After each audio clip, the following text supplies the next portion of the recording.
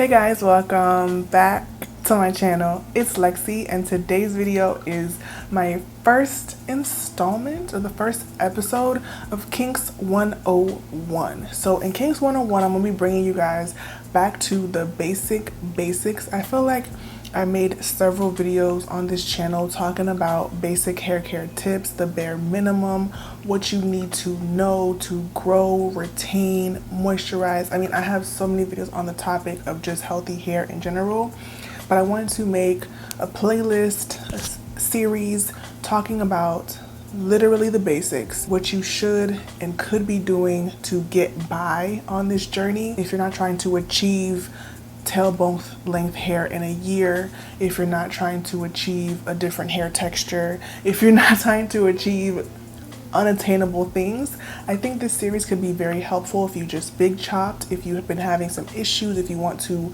like I said, bring it back to the basics and figure out how to care for your hair in a simple, easy manner type of way.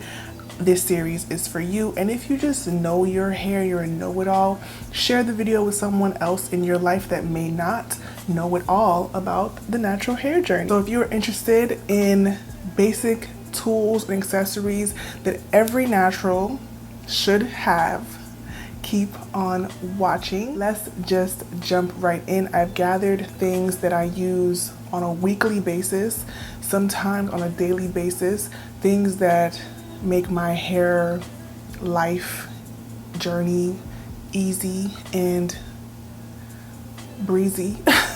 So the first thing that I wanted to show you guys are do-rags, bonnets, scarves. So obviously we all know about satin pillowcases or silk pillowcases, and those are definitely an option. I opt for stuff like this just because I'm a creature of habit. I don't think that one is better than the other. I just opt for stuff like this. So this is a do-rag and this is a bonnet. I also have scarves. I prefer these things because I can just put it on and tie it tightly, or just throw this bonnet on an old twist out or a fresh twist out and just let my hair breathe underneath and not be super tight and tied down. If I have on a slick bun or a slick pony, obviously a do-rag, if it's a low pony, could help, or just a regular scarf if it's a high puff to tie your perimeter of your hair down. These are essential not only for maintaining certain styles, but also for moisture. I noticed over the years when I sleep with my hair without a tie, which it happens a lot because I'm a hot mess, and listen,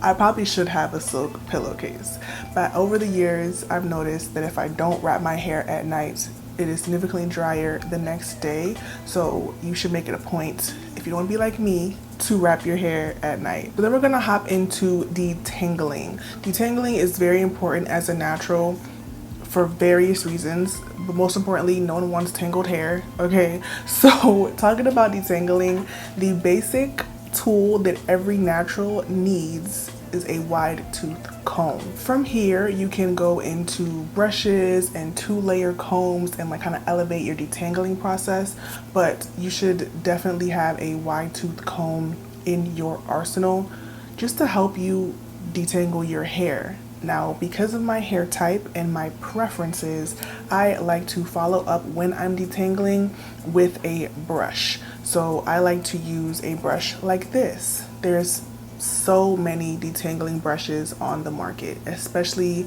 at this point. You can get literally so many tangling brushes, like there's countless, and I've actually reviewed quite a bit on this channel. If there's a brush that you want to know about, I probably reviewed it, so just type it into YouTube or on my channel, KandidKinks Tangle Teaser, KandidKinks, whatever. Like, I've done so many brush reviews on this channel. So this is a paddle brush.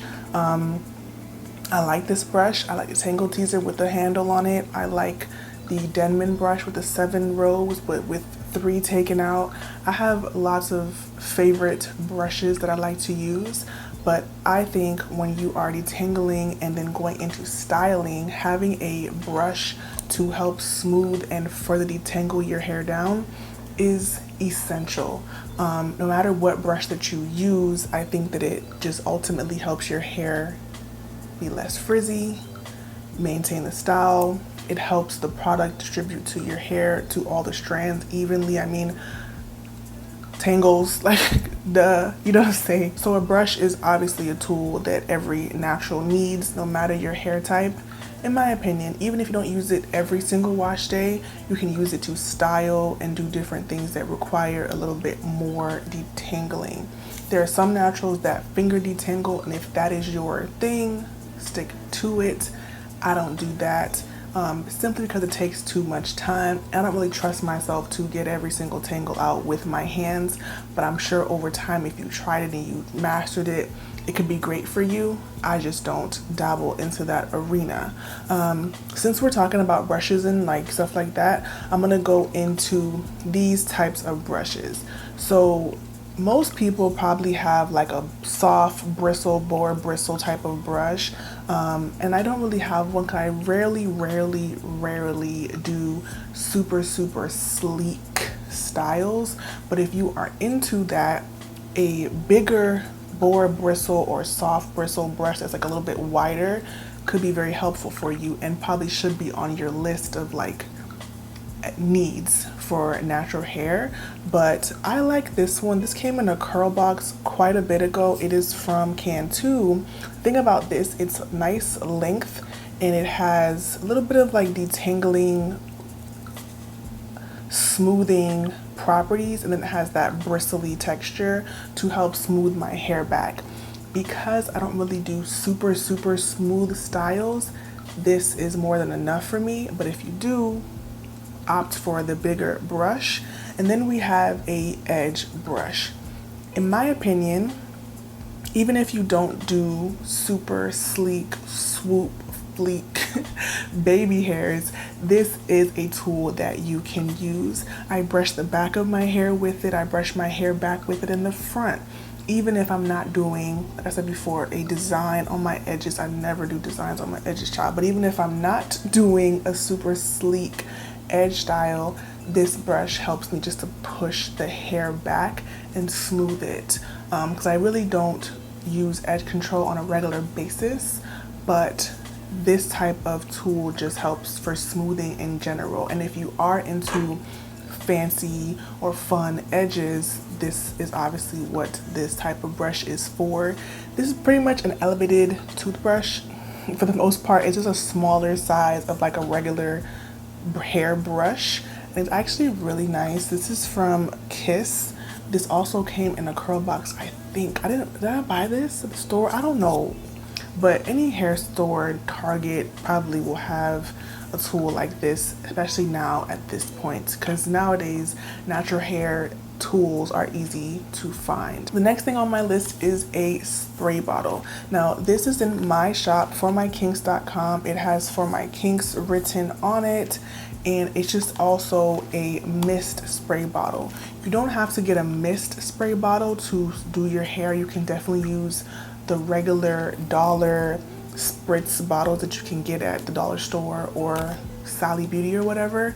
But I think that if you are doing your hair on a weekly or every 2-week basis, a mist bottle just makes the process easier, more luxurious, and more enjoyable. So since I've been using, before I even put them out, you know, I was testing the bottles out, and since I was using them, I just can't stop using it. It's a really nice tool to have, and it also just helps. What I use it for is to re-moisturize my hair midweek, and I also use it to style my hair, because when you're styling your hair, you know, it can begin to dry out when you're twisting or braiding it. So adding water quickly to the section helps you move along faster. So the next thing on my list that you need is a clip. Any type of clip can do. This is an alligator type of clip. They have the little clampy clips. I mean, there's so many clips that you can pick up at beauty supply stores or wherever you shop for hair stuff. I'm gonna leave some links below that could help you guys. And for styling, clips are essential. I don't wash my hair in sections, but if you do, clips could also be essential for that reason as well. Obviously just clip section off your hair and then you can style the other part of your hair while it's clipped off. Next on my list are these little ouchless scrunchies. This particular one isn't my favorite because even when they're ouchless, the little bonding glue they have right here can and has ripped out my hair. So I wouldn't recommend these type of things, but just scrunchies in general to do high puffs, to do low puffs, buns, to do different things, your styles to your hair. You need scrunchies. I always lose scrunchies, but I think that they are essential, and I tend to buy a pack every couple of months because I end up going through them and losing them God knows where. If you are someone who likes to do sleek styles, bobby pins can also be essential, but I don't think that they're a thing that you need to have as a natural. Scrunchie, on the other hand, I do think you need to have them. You can use those big ones and wrap it around a couple times. Ribbon ties are also good. So many different things you could use to tie your hair up. Just pick your preference and see how you feel and just go from there. And the last thing on my list of essential items that every natural needs is this. Now this is a conditioning cap. You can definitely use a plastic bag. That's what I used for years and what I still grab for now, depending if I can find these in my house or not. Plastic bag, conditioning cap, either way it works. I like these because I like to use them as shower caps. Now it's a little bit janky, I know, but I'm just who I am, okay? But you could definitely get a real shower cap and just use plastic bag as opposed to the conditioning caps. But I like these because of the scrunch around the edges. You don't have to worry about tying it and it slipping, water leaking out. Because let's face it, plastic bags do have a downside depending on how long you're using them for deep conditioning and if it has a hole in it. I mean, I've had lots of issues with plastic bags in the past. So one more thing that I think every natural needs to have is a shower drain. Trust me, because I've had clogged shower issues in the past, okay? As of late, because I'm just forgetting to buy me another one, but shower drain protectors are essential. Hair gathers, obviously, in your shower, and it just can clog it. It can make a mess, and so if you have a little drain protector, you pick it out when you finish washing your hair, throw it in the garbage, bam, bam, boom. And it really does save you the headache of having clogged drains after you washed your hair for a couple of months straight and didn't take the hair out, and you know, y'all get it. An honorable mention that I do not think is a need but helps me with my wash day that I recently repurchased that I missed because I lost the other one is a shampoo brush scalp massager. Not talking about growing your hair, not talking about relaxation, not talking about the vibrations. I just think this is essential because it just makes your wash day easier. It helps me to cleanse my scalp at a faster rate, helps me to cleanse it, I think, more efficiently, and it just makes the whole thing easier. You can obviously get by without this, which is why I said it's an additive. It's not like an actual essential, but when you use it and use it often, it just becomes like an essential. And I had a purple one for some years and I lost it because I lose everything, and I never bought it again, and I was just like washing with my hands and missing something, okay? But I refused to buy it again. I had faith I would find it. Child, I never found that thing. I don't even know where it's at to this day. Like, it's just missing. It's weird.